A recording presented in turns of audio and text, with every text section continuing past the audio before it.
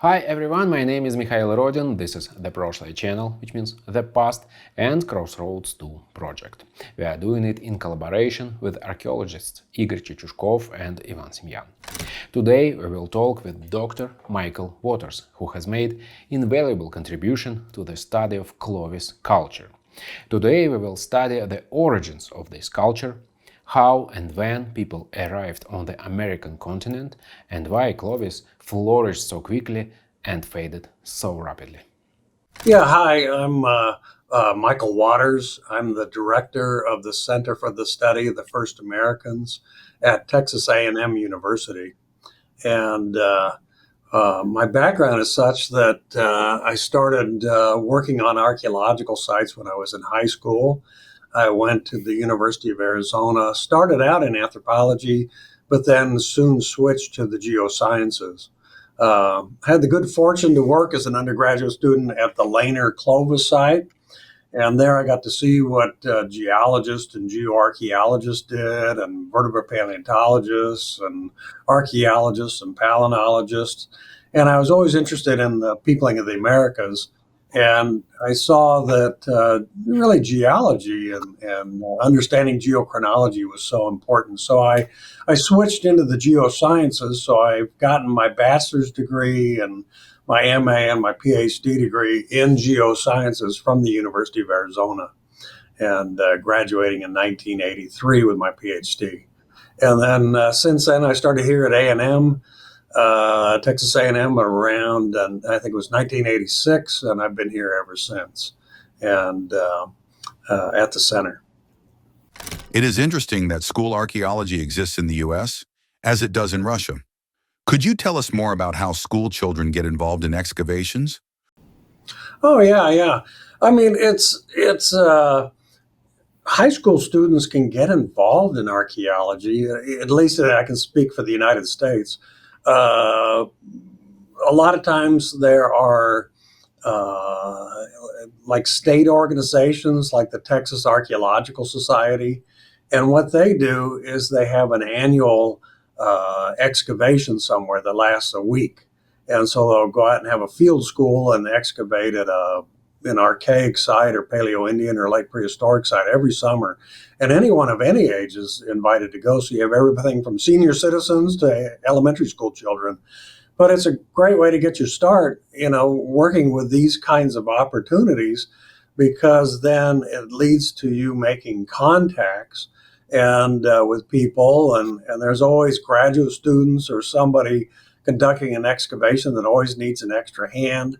And that's how I got my start. Was I was in California, in Southern California, and I wanted to be involved in archaeology, and so they had some artifacts that needed to be washed. So I got the opportunity to go wash the artifacts, and then the next thing you know, there was a master's student trying to dig an archaeological site and needed a hand, so they took me aboard, and and the rest is history. So I got bit by the archaeology bug early.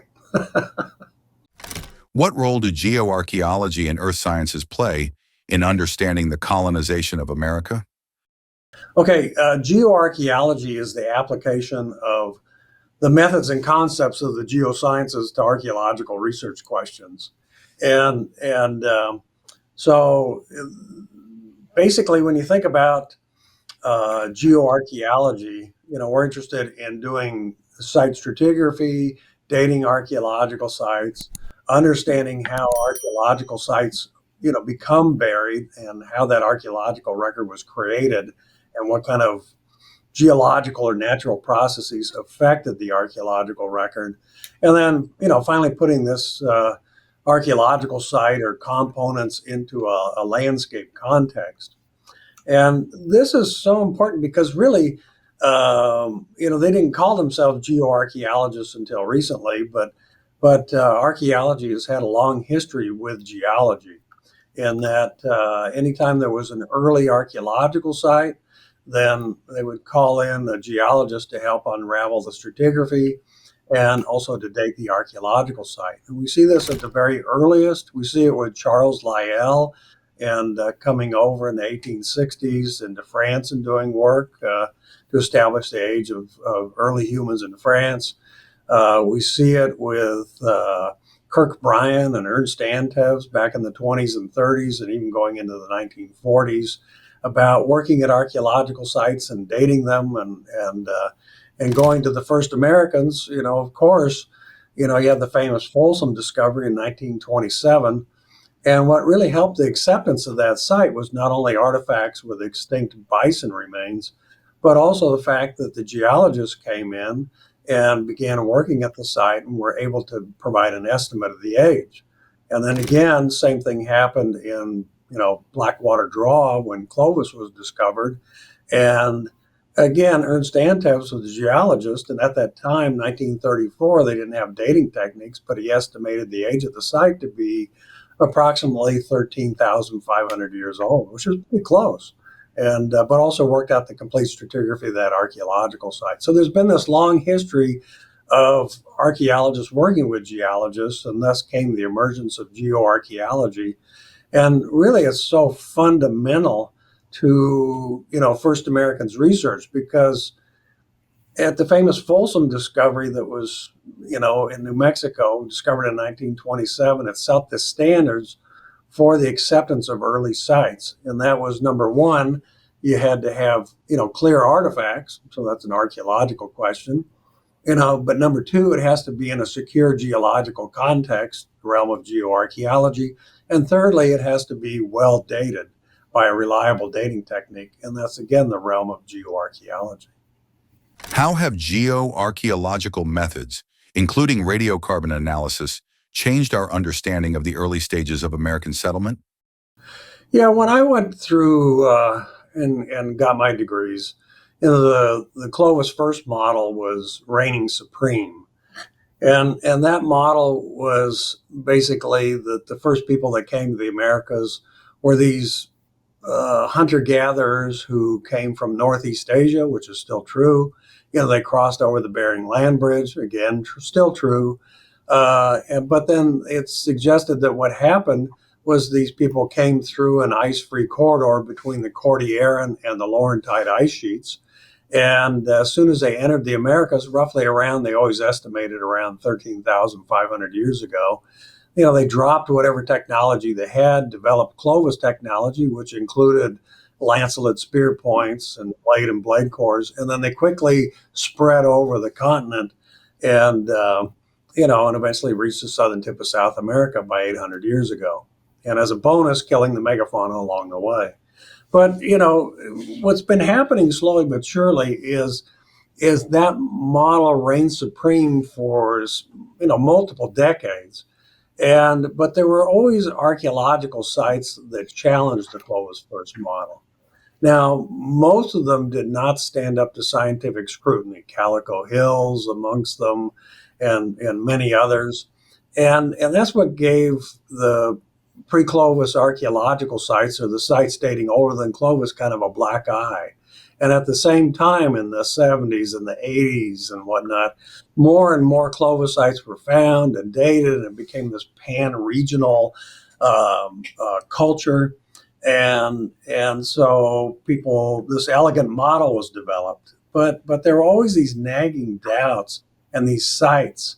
But what would happen is every site would be scrutinized, which it should have been, because that's the scientific way. And as I say, it didn't hold up to scientific scrutiny. But there were, either there weren't artifacts, or the context wasn't very good, or the dating wasn't correct, or some combination thereof. But what happened slowly but surely is that a number of early archaeological sites became known that had secure geological context and also excellent dating that showed where people were here, at least by 16,000 years ago. And, one of the things I did, because I studied with Vance Haynes at the University of Arizona, who was kind of one of the leaders in the Clovis first model. But I had the good fortune I lived with an old archaeologist, Julian Hayden, who believed in pre-Clovis. So by day I got Clovis, by night I got pre-Clovis. So I had an open mind going into this. And I always thought there were several sites out there that needed to be restudied because they had the greatest potential for having evidence of early occupation of the Americas. Is that why you began to promote the widespread use of radiocarbon dating? Yes, what I did, and I did early on was the first question I asked was how old was Clovis, and because if you look at the Clovis record, everybody would say, "Oh, Clovis is 13,500 to 12,000, 500 years ago," and but I began to look at the record for Clovis, and once you dove into the dating of Clovis, you discovered that these dates were generated by multiple labs using different materials, over 2 decades. And over 2 decades, radiocarbon dating technology improved quite a bit, especially with the advent of atomic accelerators. So one of the first things I did was try to determine an accurate age for Clovis. So every Clovis site I was able to get samples from that had been previously dated for the most part. And I was able to use modern radiocarbon technologies, to date those specimens. For example, you could date, highly purified bone collagen. You can extract amino acids from the bone, and you know that this is going to yield a reliable age.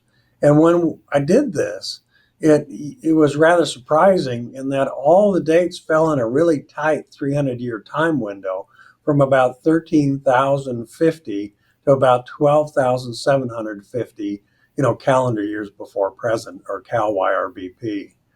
And I thought, well, there's a kind of a beginning point, and because then all of a sudden it's like, how can Clovis only last 300 years and yet make it all the way to the southern tip of South America? So um, and then I said also too, this provides us with a benchmark to look for, are there older sites older than Clovis? And by the way, one thing I should mention, I'm just talking about what I did, and all the work that I did is prior to me were a lot of pioneers like Alan Bryan and many others, Rob Bonnickson, who are championing pre-Clovis archaeological records, and getting dates on sites, and kind of pushing the edge of the envelope for their time. But again, getting a lot of pushback. Not that I didn't get pushback. You also conducted excavations at pre-Clovis sites, such as Buttermilk Creek, which was an early horizon, correct? Right. Yeah, I worked. There's a creek in central Texas. It's called Buttermilk Creek. And I had the good fortune to work on a Clovis workshop at the Galt site. And we had about a 3-year window when we could go in there and work on this archaeological site. Mike Collins, who was at the University of Texas there, was leading up the excavations there and coordinating everything. But we were able to work at a Clovis workshop. And so we learned a lot about Clovis there. But also I was working on the geology of the site with Mike Collins. And one of the things that we noticed that on the north side of the creek, there were older deposits, and these older deposits contained artifacts. And but before we could investigate those, early or hints of early occupation, we kind of ran out of time to investigate the site. So he eventually went back and excavated at the Galt site. It calls it excavation area 15, I believe. And I was able to go work at a locality just downstream of the Galt site that became known as the Deborah L. Friedkin site. And at this archaeological site, we had the same stratigraphy that was at Galt, and the same type sediments, and a pretty thick sequence. So we began excavating there, and excavated over a series of about 6 or 7 years. And we were able to recognize that we had a sequence up at the top of late prehistoric material, then late archaic material, middle archaic material, early archaic material. And then below that, we had late Paleo-Indian artifacts. Below this, we had Folsom artifacts. Below that, we had Clovis artifacts, so everything was in stratigraphic order. And then below this, we had a component that was about 15 centimeters thick that contained artifacts as well. And we studied the geological site formation processes to see if any materials were moving, through the profile, and we discovered that things were stable and at that archaeological site, so they were in place. We found, over 100, diagnostic projectile points that showed it was in situ. We found technological refits where flakes fit back onto flakes, and there was many other lines of evidence. At this particular site, we couldn't use radiocarbon dating because the preservation of carbon was so poor. So we utilized the luminescence dating technique and obtained approximately 80 luminescence ages from the archaeological site. And in so doing, we obtained dates that matched what would be the dates for, late prehistoric and the archaic period and the late Paleo-Indian time period, Folsom and Clovis. And for that earlier component below Clovis, we got dates of upwards of 15,500 years ago. So this was really an older component or complex out there. And the artifacts were really interesting because we excavated for a number of years and found only broken pieces of projectile points. They didn't look like Clovis, so it was hard to tell what they were. But we got lucky one year and we found a complete projectile point. And it turned out that it was a stemmed projectile point, which kind of surprised me initially. And because you just never know what to expect. I always thought it would be a lancelet type point, going into Clovis. But in hindsight now, I'm not surprised that it's a stemmed point. In addition there were some blades, end scrapers, expedient tools, a lot of kind of pseudo gravers, which were just, thick snap flakes, called bend break type tools, and, also other artifacts at that site. And so that was, a really interesting site. And like I said, Mike Collins continued to work at the Galt site. And at that site at Area 15, what did he do? He found the same thing, getting almost the identical OSL ages, and, again, material below the Clovis horizon. So you had two teams, working in different parts of the floodplain sequence, one at the Galt site, one at the Friedkin site just downstream, utilizing the OSL dating technique, but different people doing the OSL dating, different geologists working at the site, and coming up to the same conclusion. So I think that's a really strong piece of evidence showing that people were in the Americas, by 15,500, 16,000 years ago. At least they got to Texas by that time, so they had to arrive a little earlier. What is the typological and technological difference between the artifacts of the pre-Clovis and Clovis cultures? Yeah, there's some significant differences. Number one, clearly the projectile point styles are different because Clovis made projectile points through biface reduction and creating a lancelet style projectile point with a shallow concave base with a distinct flute flake or end removal flake, end thinning flake from the base, from both sides. And this is the classic diagnostic of a Clovis, projectile point. While in the lower component, which I call the Buttermilk Creek complex, we have stemmed projectile points. In other words, projectile points that have a blade on them, and then it tapers down. There's a little bit of a shoulder, and then there's a stem. And so definitely the way that they made these projectile points and the final morphology of these projectile points is completely different. Both of them had expedient tools. Both of them utilized blades, and as far as osseous technology goes, we don't have any evidence from either site of osseous technology. Again, because bone preservation is so poor, but at least in those horizons, we do have the tools that would be utilized for making bone and antler and ivory type projectile points. So there's similarities and there's differences, and so it's something different, but it's not altogether something that couldn't eventually morph its way with Clovis, perhaps. But one other site I should mention for you, I mentioned, if I can, is that I thought it was important too to go back to some of the really interesting sites that had been kind of put on the shelf, for lack of a better term, that during the strong Clovis first model, when sites were just kind of dismissed. And one of those was the Page Ladson site in Florida. And this is really an interesting site. And at this site, there was a paleontologist by the name of David Webb and an archaeologist by the name of Jim Dunbar.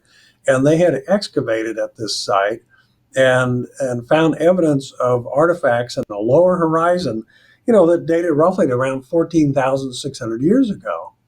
And this was really interesting. But they wrote a book on it, and then people just kind of politely, ignored it. But so we eventually got permission to go back to that site. And the thing about Page Ladson and about Florida is, as we all know, it's not very high above sea level. So this was a submerged archaeological site. But at the time that this archaeological site was, occupied, it would have been a dry land. This is a really unique environment in that it's a coastal plain site. It's an enkarstic riverine or fluvial environment, and you have this Oscilla River that flows in these little shallow channels, and then go into deep sinkholes, comes up into shallow channels, goes into deep sinkholes, and then sometimes may disappear underground and then come up somewhere else and flow down to the Gulf. But at the time the site was occupied, sea level would have been about 100 meters lower than it is today. So as a consequence, water tables also would have dropped correspondingly with the sea level drop. And so that would have exposed all these sinkholes, and there would have been probably a freshwater pond at the bottom of every sinkhole, like the Page Ladson site. And so we went back to the site to investigate it. And were able to confirm the stratigraphy at the site. We were able to show that there was this digesta layer in which there was a lot of mastodon digesta there, everything from dung to other kinds of materials from the mastodon. But more importantly, there were artifacts within those deposits. And when we dug carefully, very carefully, and we had layers that were undisturbed, and we could show very clearly that they were undisturbed, and we continued to dig below them, eventually we found additional artifacts with mastodon remains. Dunbar and Webb had found a mastodon tusk that had groove marks all around the circumference of the tusk, the part that went up into the cheek area. But the most important thing that we found a lot of flakes down there, from the making of stone tools and resharpening of stone tools. But most importantly, we found a biface. Never in my wildest imagination did I ever think that we'd ever find a biface. But we did. We got lucky. And I still remember being on the boat, and one of my students came to the surface and said, "We found a biface." And I looked at the guy, Dave Tholman, on the boat, and I said to him, "Holy cow, a biface. I didn't expect that." And so Jessie Halligan, who was investigating the site with me, she was my postdoc and, the lead excavator there. She was putting her tanks back on to go underwater. I told her, I said, "Okay, treat this biface like the center of an atom and collect, mastodon digesta all around it, so that we can date, at least 10 samples to show that this biface is in situ." And so, she collected the samples, and we dated a bunch of samples. All in all, we got over 100 radiocarbonates from the site. It was overkill. But what it did is it showed that there was no disturbance, that biface was intact along with the flakes, and that site was indeed 14,600 years old. And if you start thinking about that, these people were living in Florida. They were successfully living there. And it's going to take a little while for people to get, from the point of origin into the Americas, which is probably the coast, all the way over to Florida.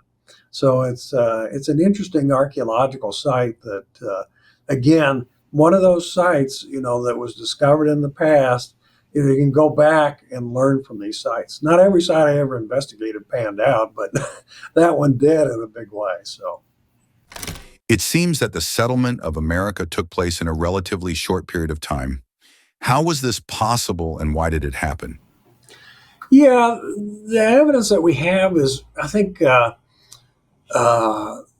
a site in Idaho called Cooper's Ferry, dug by Lauren Davis, and he has good evidence that there are stemmed projectile points at Cooper's Ferry site at 16,000 years ago, and and so what's really kind of neat is the stem points at Cooper's Ferry, look very similar to the stem point from the Friedkin site, but when you look at South America, we see that the earliest archaeological site that we have currently in South America is still Monteverde.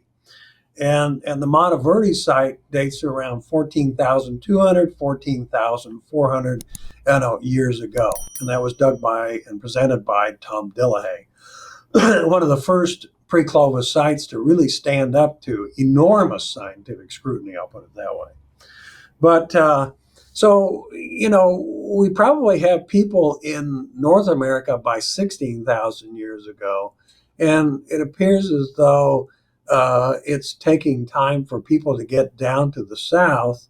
But again, we have very limited information from South America on, and when I present this evidence, I'm talking about sites that have really good artifacts, good stratigraphic context, and excellent dating. And the only other site that's like that is Huaca Prieta, and again excavated by Tom Dillahay, and it kind of shows the same sort of thing, that people were there early on, around 14,200 years ago. So it probably took a little bit of time, to get to the Americas, and then to explore the continent, and get all the way down to the southern tip of South America. And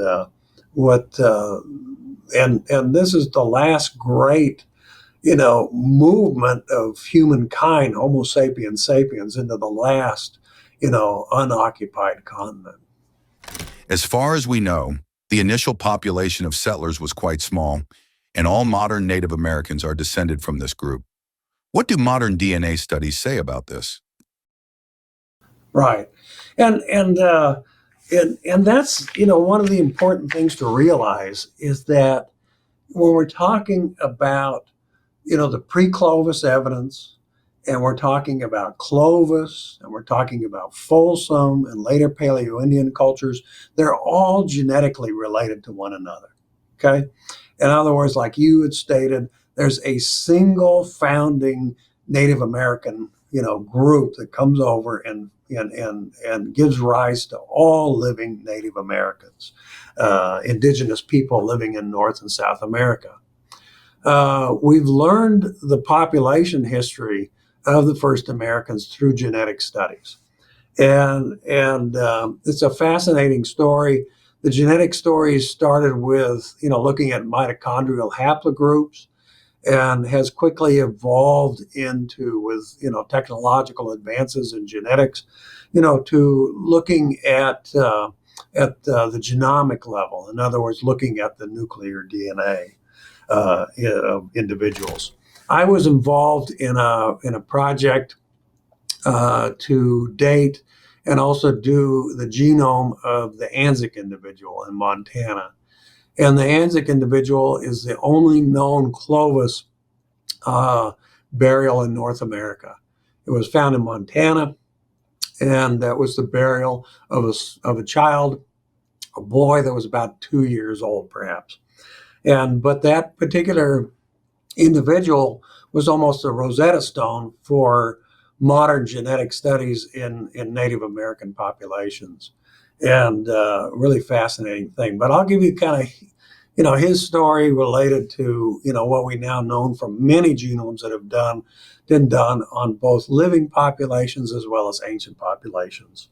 And the story begins, I should mention, around 24,000 years ago. Okay. 24,000 years ago, you had a major split. It was, a split from kind of an ancestral East Asian population somewhere in Northeast Asia. And that split happened, as I say, around 24,000 years ago and gave rise to what we call, Paleo-Siberians. And the Paleo-Siberians are associated with the Dupdite culture over there, okay? And in Siberia.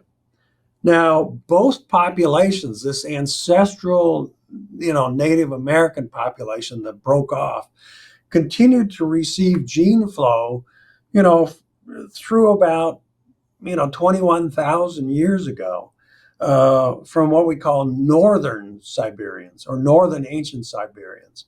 And these would be individuals that were found at Malta and also the Yana RHS site. Okay. And so these people continued, they're kind of ancestral Eurasians, and they continue to provide gene flow to both of these, populations. Another major juncture was around 21,000 years ago, somewhere in Beringia, somewhere in that land connection between, Northeast Asia and Alaska. Somewhere in there, around 21,000 years ago, what we call the ancient Beringians branched off. And we know this because there have been several individuals found, again, children, that were buried at a site known as Upward Sun, dug by Ben Potter. And so the genomics evidence tells us this story. And other evidence has come forward and also told us that story since that time. So once that happens, you now have the ancestral Native American population formed. 21,000 years ago is an important number. There are some additional branches that take place off of that, but the critical one occurs at about 15,700 years ago. And that's when this population branches off into what they call a northern branch and a southern branch, okay, of Native Americans. The key thing here is that one thing about genetics is it can tell you about population history, but it cannot tell you about geography and where this split took place, unless you have specimens, in particular geographic areas. And the population, our sample size is really small. But regardless, the sample size is accurate for genomic studies. But I mention this because the northern and southern branches broke off at a time, as I say, about 15,700 years ago. And they had to have been south of the continental ice sheets at that time. The reason for this is that the northern branch and the southern branch never received any gene flow from ancient Beringians or any of the other branches that came off of that before that branching took place. So they had to be isolated populations. So it was pretty strong evidence that people were south of the ice sheets based on genomics around 15,700 years ago. The northern branch stayed up towards the north, kind of almost right along the ice sheet margin, became the Algonquins as we know them today. While the southern branch was the one that moved very quickly. And Anzac belonged to that southern branch, was an ancestor of that southern branch. And it was the southern branch that moved rapidly towards the south, continued to branch off at different time periods, with people reaching the Great Basin, the southeastern United States, going through Mexico, Central America, and getting to the southern tip of South America. And everybody and Native peoples can trace their ancestry back to that branching in those early people, the southern and northern branches. And it wasn't until the Holocene that the southern and northern branches started interacting with one another. Even they remained relatively isolated. By the way, I should mention one other thing is there is evidence about dogs and from dog DNA. And it looks like the dogs that came, with Native Americans, indigenous people that became the Native Americans. When they came from Siberia, the dogs came from domesticated Siberian wolves, and again the splitting of the different branches along the dog genome almost mimic, one to one, match one to one the branchings that we see, with the human splits that I've described here. And again, showing, the dog DNA even shows that people were south of the continental ice sheets around 16,000 years ago with the same branching. It's uncanny. It's just unbelievable. But the thing about the genetic evidence that I find really important is that we're now seeing a meshing between the genetic evidence and the archaeological evidence. They're agreeing with one another. And the genetic evidence is saying people got here, around 16,000 years ago. And guess what? We have sites like Friedkin, 15,500. You got, Cooper's Ferry, 16,000. You got Page Latson, there at about, 14,800 years ago. And other sites across, North America. We have a pretty nice assemblage out there now. And that's right in line with the genetic evidence. And so it's a very strong argument with this meshing that we have probably the pretty much the outline of the first American story. Now what we have to do is flesh out that outline by digging and finding additional early sites, trying to figure out what in the world is Clovis and why did it originate and where did it originate from, because it is not a separate migration, okay? And, so we need to address a lot of really interesting questions. And we're only, basically looking at not even the tip of the iceberg now and, about the story of the first Americans. But it's the genetic story, which has only come about in the last 20 years, has been fundamental to understanding the first Americans, as well as meshing with the archaeological evidence out there. And like you were saying earlier and asking earlier, it's hard to put an estimate on numbers of people that came to the Americas. We know that there was a bottleneck because in terms of mitochondrial haplogroups, the DNA carried by mothers, it's basically A, B, C, D, and X. And so there was 5 founding lineages that we know about today. And so basically if you want to think about it, up in Beringia, there would have been a larger population with probably greater genetic diversity, but then a small subset of that population kind of broke off and came to the Americas. And I've seen estimates, very few things have been out there estimating the size of the population. But it's been estimated that it could have been, maybe anywhere from 400, 500 people, 1,000 people, maybe 5,000 people. And it's not like they had to come all at once. It could have been kind of dribs and drabs of people, small numbers of small bands kind of coming in at different times, but they have to come in a short period of time. Otherwise, we would see kind of a genetic drift taking place. Thank you for this rather fascinating story. I tell my students, I say, if you want to learn anything about the past, you can learn it pretty much, either utilizing a geological technique, some sort of geochemical technique. Mother Nature and humans have left clues everywhere, and geological processes have been at work destroying that record, but that record is there.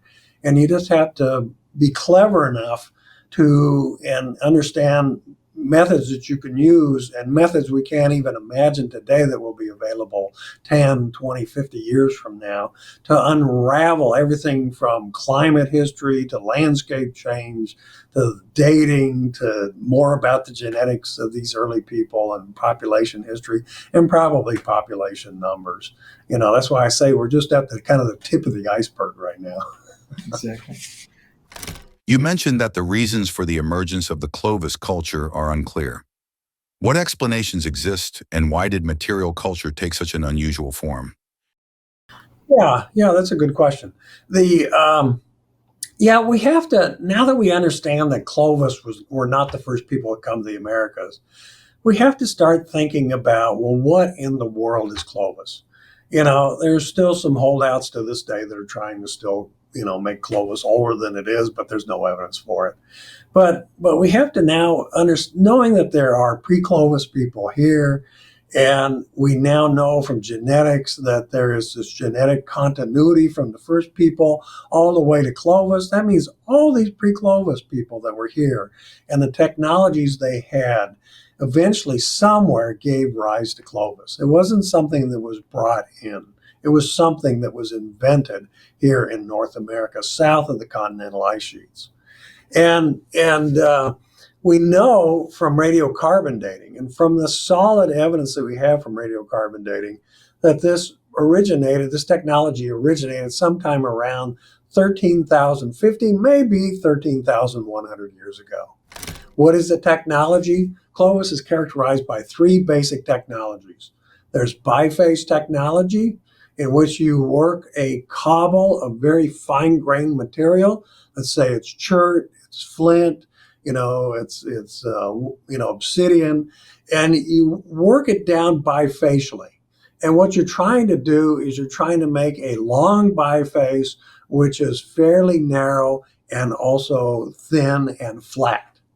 And once you've got it down to that, point, then you can produce this lancelet shape with a concave base and flute it from both sides, creating this very distinctive Clovis projectile point. Also, too, Clovis made knives and large bifaces that they would carry with them, as well as the projectile points themselves.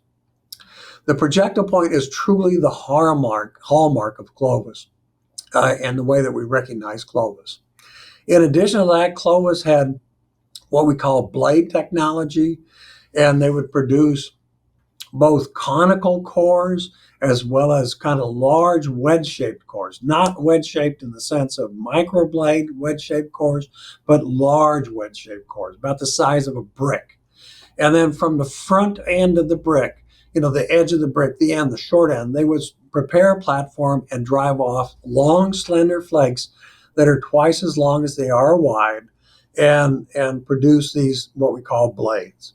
They would then take the blades and utilize them as is, or they would snap them. They would turn them into end scrapers. They would turn them into bifacial knives, unifacial scrapers, graving type tools, all sorts of things. They were just kind of like the Swiss Army knife of their time. And also Clovis had what we call osseous technology, in that they used bone and antler and ivory, to make projectile points, bone awls, bone needles, bone beads. Not very many of those, by the way, not much artwork at all. But mostly utilitarian type tools, as well as bi-beveled foreshafts and single-beveled foreshafts. And this is kind of the technology that Clovis had. Of course, they had end scrapers, as I mentioned to you before, but a very kind of mobile technology that they could take with them. We might ask yourself, well, where is Clovis found? When you really look at the distribution of what we call Clovis, and it's been shown nicely now that you have to have a Clovis point in order to demonstrate that your site is truly a Clovis archaeological site. Sometimes the bifaces alone can fool you, and because people later on in time made bifaces that were very similar to Clovis. But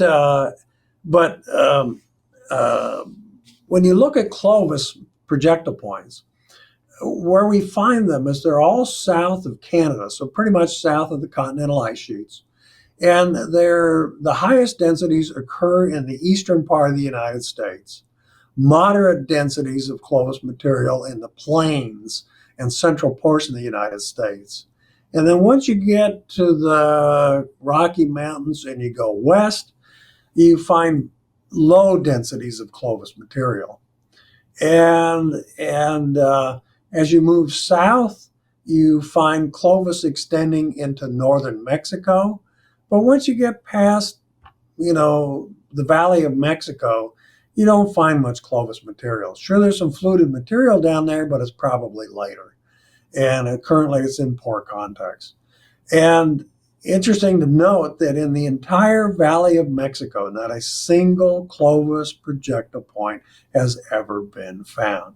And there's sure been a lot of people live in Mexico and Mexico City, and so a lot of digging's taking place, and none has ever been found. And so you have a real geographically restricted group of people. They are restricted to a really narrow 300-year time window based on the radiocarbon evidence we have now, appearing around 13,050, ending around 12,750 years ago, and the highest densities occurring in the eastern part of the United States. This indicates that it suggests that if Clovis is not a separate migration, it had to be something that developed in place in North America somewhere. And it probably, it had to have developed somewhere out of these pre-Clovis industries. And that's where places like Galt and Friedkin come in quite nicely, because you can see there's blade technology there. Other sites also have blade technology. Also, too, you see evidence of early bifacial working, at Galt and Friedkin and various other early pre-Clovis localities, such as up in Wisconsin. But also, too, pre-Clovis people had osseous technology. We had the tools that were utilized to make osseous artifacts, but not the osseous artifacts. The only real pre-Clovis osseous artifact we have comes from the Manus site in Washington, in which we have a projectile point there that dates almost 14,000 years old, made out of bone and used to hunt a mastodon. It's actually a point embedded within the rib of a 14,000-year-old mastodon. So, in other words, what I'm trying to say is that Clovis originated from these technologies that were already in North America in the pre-Clovis time period. And they had to have probably developed somewhere in the eastern part of the United States. Where, we don't know. And I think we'll eventually get some answers about this as more pre-Clovis sites are found, and people kind of change their mindset about what Clovis is. And people are slow to change their kind of concepts of the past, but it's happening slowly but surely. Now, why this occurred is anyone's guess.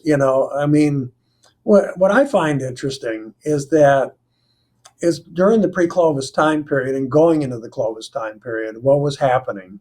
Well, climate was warming up, the glaciers were melting away, the landscape was changing. Definitely the vegetation was changing, and the vegetation zones were moving back to their original positions, which had all been compressed, during the time of glaciation.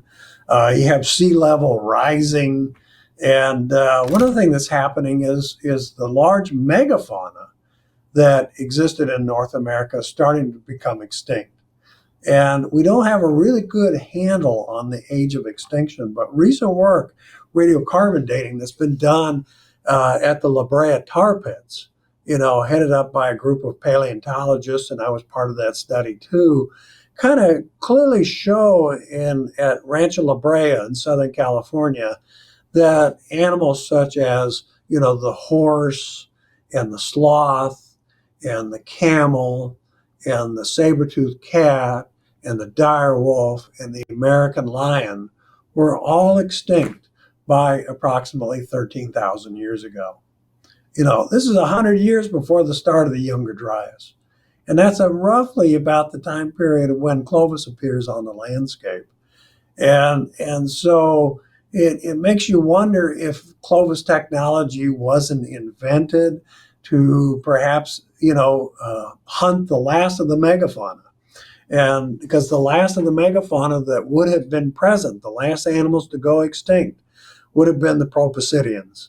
This would have been primarily the mammoth as well as the mastodon, and perhaps the gomphothere down in northern Mexico. And it may be that Clovis projector points or Clovis technology was invented, to kind of hunt the last remaining megafauna. And, it would have been an easy thing to do because, during the Younger Dryas, the temperatures got a little bit colder, but things got drier. Water would have been in short supply.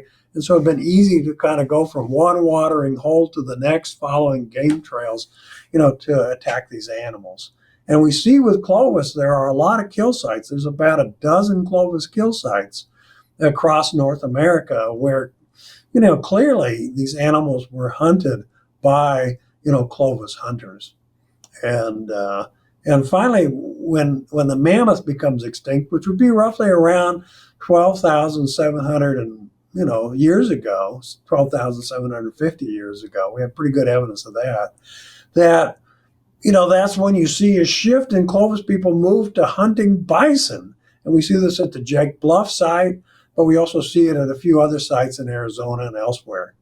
And then once that happens, then we see the Folsom technology emerge, more than likely from Clovis technology. And so, it may have been something to do with adaptation to changing environments.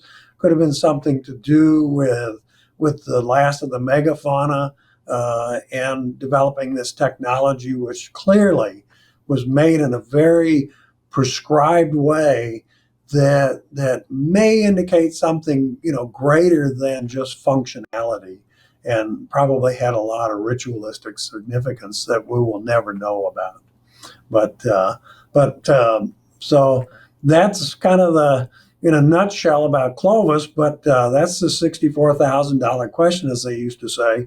About, we need to know where it emerged, where did Clovis emerge, and why, and I think with time we'll get answers to that.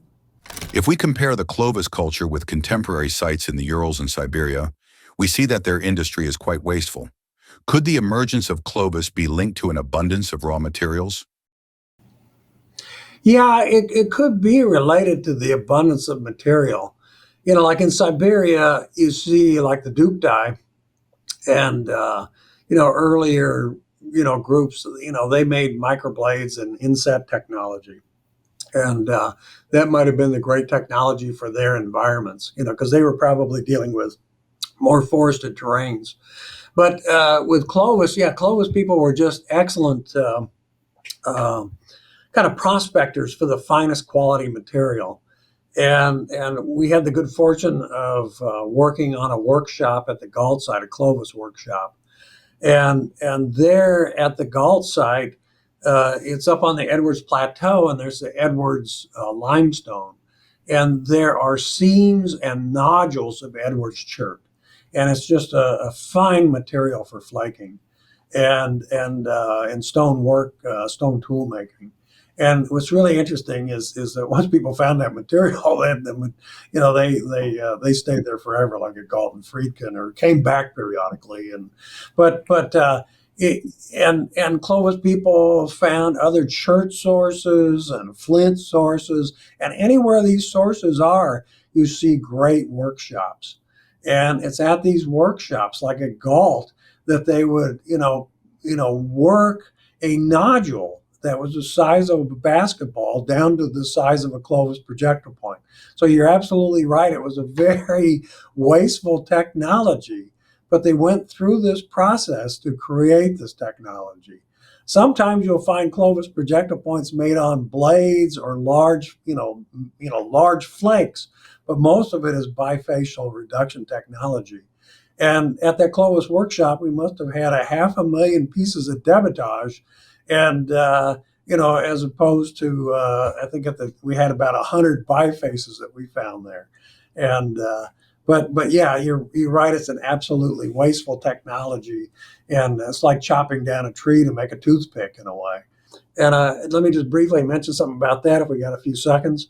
Is that it used to be that people believe that the first Americans came through an inland ice-free corridor, and we've been very fortunate in that geologists have recently been studying the ice-free corridor, and they've done a lot of beryllium-10 dating on glacial erratics and other things.